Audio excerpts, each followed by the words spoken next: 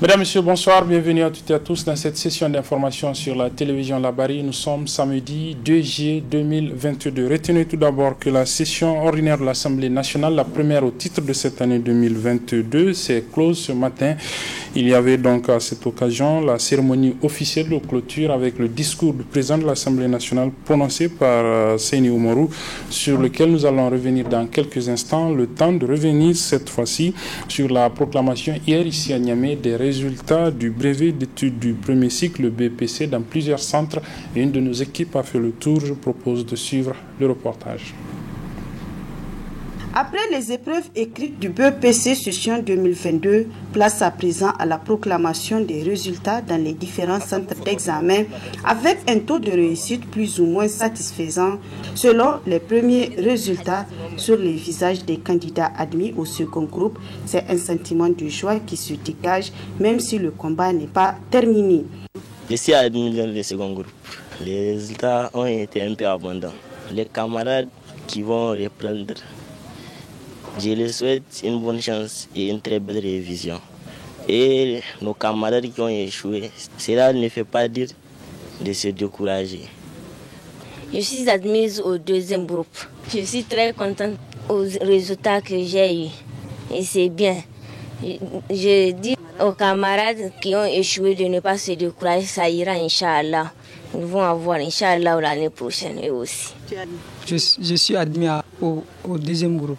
Ça a été bien, je suis content, je suis fier. Je suis admis au second groupe, je suis vraiment content et fier de moi aussi. Les camarades qui n'ont pas eu leur BPC, vraiment je leur souhaite bonne chance pour l'année prochaine. Ils n'ont qu'à patienter, l'année prochaine, Inch'Allah, ça ira. De bosser aussi, de ne pas compter sur les fuites et sur la tricherie. Dans ce deuxième groupe, ils n'ont qu'à se préparer. Le dimanche, on va essayer d'affronter les épreuves et Inch'Allah, ça va réussir. Et je leur souhaite bonne chance pour le second tour. Pour rappel, les candidats qui sont admis au deuxième groupe affronteront les épreuves écrites le dimanche 3 juillet 2022. Bonne chance aux candidats. Voilà, je propose donc cette fois-ci de suivre le résumé de la cérémonie officielle de clôture de la première session ordinaire de l'Assemblée nationale au titre de cette année 2022. Une clôture intervenue ce matin avec notamment le discours de clôture prononcé par le président de l'institution, M. Seyni Oumarou. Le résumé avec Hassan Saleh Mustafa. Après 3 mois, soit 90 jours de travaux, les députés nationaux ont examiné et adopté une vingtaine de projets de ratification et d'importantes lois structurantes. Permettez-moi de saisir l'occasion du bilan législatif sommaire que je viens de faire pour rendre les hommages qu'ils méritent à l'ensemble des députés pour le sérieux dont ils ont fait montre lors de l'examen de tous les textes concernés, en commission comme en plénière. Je me dois également de les remercier pour leur vote toujours responsable et dépassionné. À cet égard, je voudrais faire une mention spéciale au président du groupe parlementaire, dont les explications de vote m'ont toujours paru n'avoir d'autre motivation que l'intérêt supérieur de l'État. La représentation nationale s'est également acquittée d'un devoir, le contrôle de l'action gouvernementale. Ainsi, tout au long de cette session, plusieurs membres du gouvernement se sont succédés sur la tribune pour éclairer les représentants du peuple sur des sujets d'actualité. L'on peut affirmer que nous sommes entrés de plein pied dans la présente législature, car toutes les thématiques des interpellations couvraient des secteurs éminemment importants pour la vie de notre pays.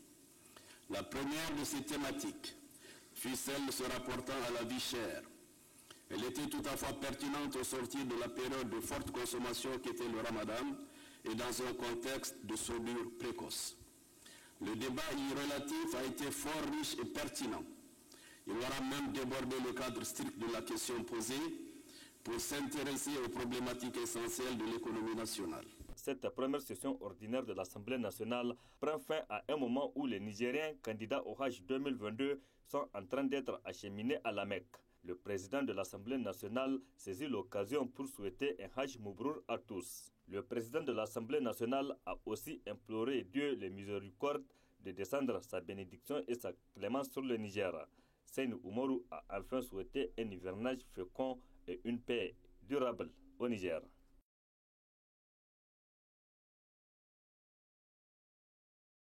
Du sport cette fois-ci avec la célébration de la journée olympique que le Comité olympique et sportif national du Niger, COSNI, a saisi pour organiser ce matin une série d'activités. C'était au niveau du complexe Issa Kadaboré de Niamey.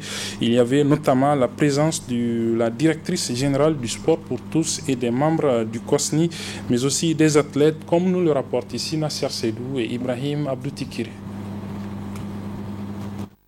Quelques jours après son élection, le nouveau conseil exécutif du COSNI a réalisé ce samedi 2 juillet 2022 sa toute première activité. Il s'agit de la célébration de la journée olympique qui a réuni les dirigeants et les athlètes au complexe Issa Kadaboré de Niamey. C'est une journée où nous avons décidé d'inviter le sport paralympique pour faire des démonstrations. On a découvert un truc nouveau, le torball. Le football des handicapés, je pense que tout le monde a été ému. Et d'origine, c'est ça le résultat escompté pour ce genre d'activité. Des innovations sont initiées afin de promouvoir l'excellence et la bonne gouvernance dans le mouvement olympique nigérien. Le président réélu Ide Issaka et son équipe en font la priorité des priorités durant leur mandat. On est venu quand même sur la base d'un programme qui est axé sur plusieurs points.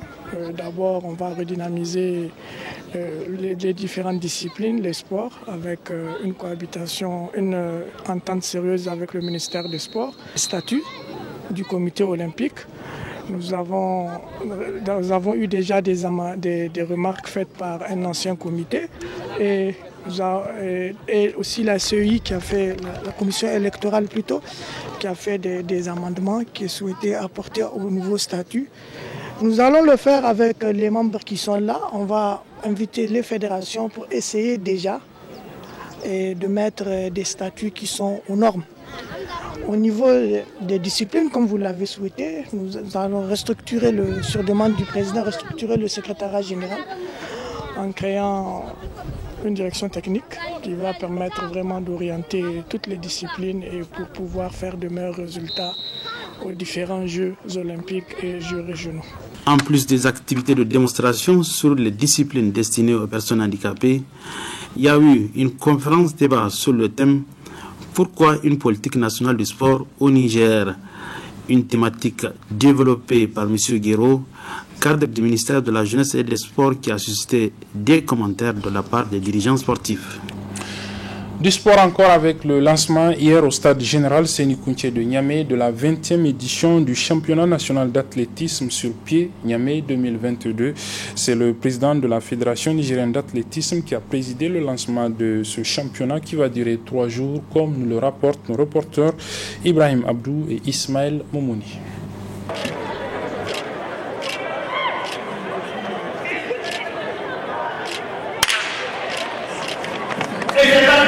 C'est au total 112 athlètes, dont 14 par région, à participer au championnat national d'athlétisme sur piste Niamey 2022.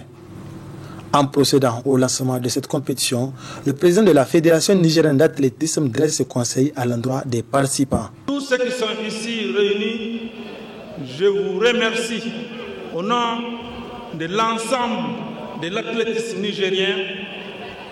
Je vous demande une fois de plus d'être notre porte-flambeau auprès de tous les gens que vous pouvez pour témoigner de notre sérieux dans le travail que nous sommes en train de mettre en œuvre pour rehausser encore une fois de plus les couleurs du Niger à travers la gestion de l'athlétisme, autrement que ce que nous avons l'habitude de trouver. Dans un esprit de fair play, je demande aux athlètes à ce que l'esprit de fair play puisse valoir aux encadreurs et aux officiels un esprit d'équité pour que la victoire revienne aux méritants.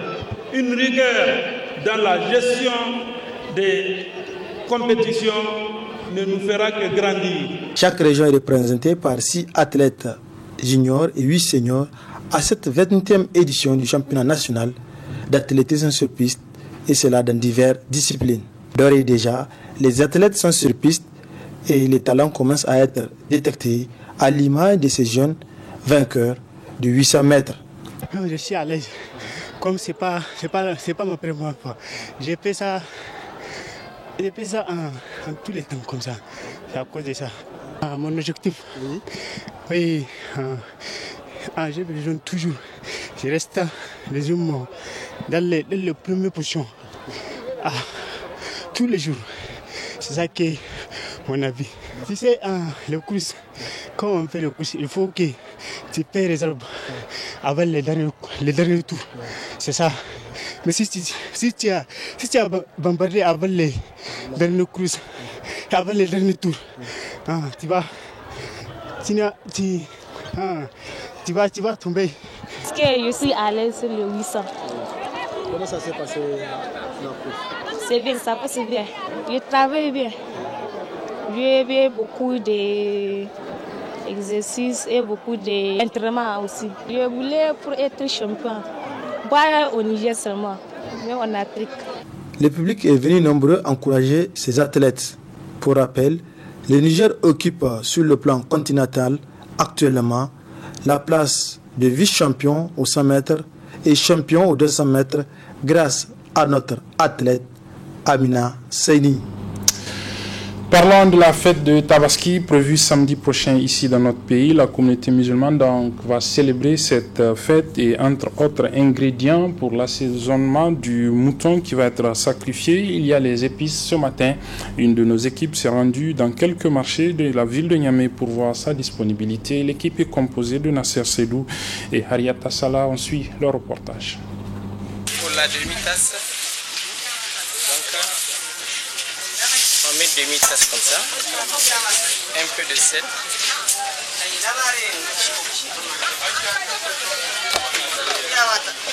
gingembre sec, un peu, sésame, un peu,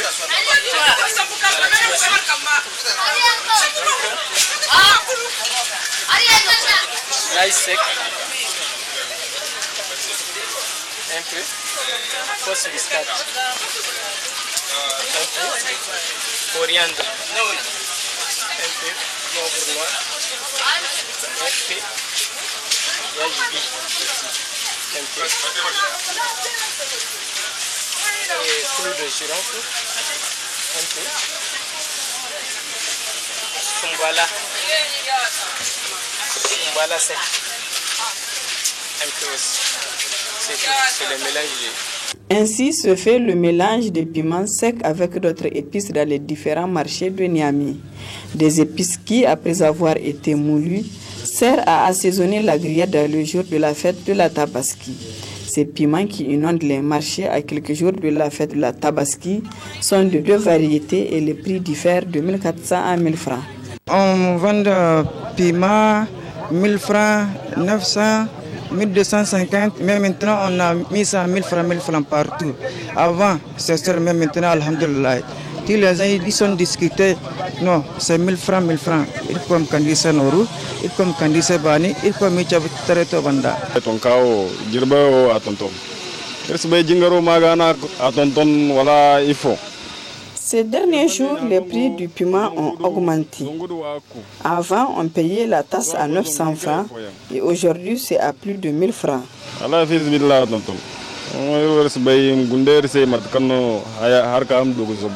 L'approche de la fête du Tabaski est une période des affaires pour les vendeurs de piments et autres épices et les propriétaires des machines à moudre.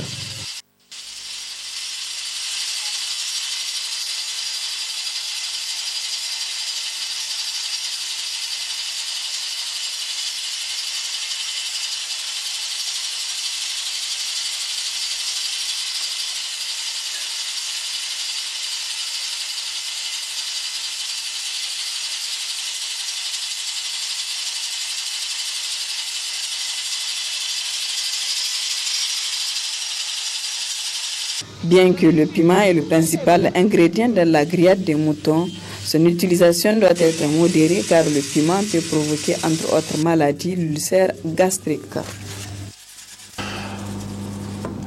Et pour refermer ce journal, je vous propose de suivre donc la réaction de M. Ibrahim Yero, journaliste qui a eu donc raison sur la Nigélec. Il a en effet décidé de porter plainte contre la Société nigérienne d'électricité pour réparer des dommages que cette société lui a causés du fait des délestages et des coupures intempestives de la fourniture en électricité. La justice lui a donc donné raison et a condamné la Nigélec à lui verser une somme à titre de dommages et intérêts. Il a réagi donc à cette victoire qu'il a remportée sur la Société nigérienne d'électricité. Je propose de suivre sa réaction. Donc, à travers ce verdict, c'est vraiment un message que la justice nigérienne nous envoie. La justice nigérienne, dans son ensemble, elle essaie de nous dire, voilà, je suis là pour protéger les droits des citoyens et non pour protéger les puissances économiques ou autres. Nous, en tant que consommateurs, en tant que citoyens, nous devrons bien percevoir ce message et dire désormais nous ne serons plus d'accord qu'on nous marche dessus. Nous ne sommes plus d'accord que des sociétés nationales nous marchent dessus. Nous ne sommes plus d'accord que des multinationales nous marchent dessus et que nous serons toujours capables, toujours prompts, j'allais dire, à saisir la justice lorsque nos droits sont bafoués, nos droits de consommateurs sont bafoués par les sociétés, entreprises et autres multinationales. Il y a beaucoup de choses qui se passent si vous regardez par exemple au niveau de la société d'exploitation des eaux du Niger Sen. Il y a des quartiers entiers qui restent des jours entiers, plusieurs jours sans eau. Il y a des régions entières qui restent pendant des jours sans eau.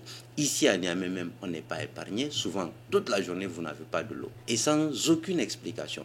Vous voyez, si nous avions l'esprit de contentieux et que nous faisons constater ces coupures par des huissiers pour ensuite saisir la justice afin de réclamer réparation et des dommages et intérêts. Je pense que les sociétés feront plus attention et elles seront dans l'obligation de nous fournir un service satisfaisant. Puisqu'après tout, elles sont là pour faire des profits, c'est sûr, mais nous aussi, nous ne payons pas pour eux pour qu'elles fassent des profits. Nous payons pour avoir des services qui nous améliorent nos conditions de vie. Et lorsque ces services n'améliorent pas nos conditions de vie comme cela se doit, nous devons le décrier. Et la meilleure façon de le faire dans une démocratie, c'est de saisir les juridictions. Donc j'invite l'ensemble des Nigériens à ne pas avoir peur de la justice et à toujours saisir la justice chaque fois qu'ils sentent que leurs droits sont bafoués. On ne sait pas ce que la justice va décider, c'est une question de droit. Mais le seul fait de saisir donne à la justice l'opportunité de dire le droit. Aujourd'hui, si je n'avais pas porté plainte, le juge n'aurait pas su que Nigélec a abusé de moi. À plus forte raison, prendre une décision qui déboute Nigélec et me donner raison sur une société aussi puissante que Nigélec. Mais vous avez vu, j'ai donné l'opportunité à la justice de connaître cette affaire et la justice a fait preuve d'indépendance, d'impartialité en disant le droit, rien que le droit et seulement le droit. Et c'est ça l'objectif de cette plainte. C'est ce que je visais, pour participer en tout cas à sensibiliser la population nigérienne pour avoir ce contentieux du droit, pour qu'on puisse saisir les juridictions parce qu'elles sont là pour nous. Et la Constitution a été claire, le droit est dit au nom du citoyen. Voilà, c'est la fin de cette édition, mesdames, messieurs. Merci de l'avoir suivi et très bonne suite des programmes sur la télévision.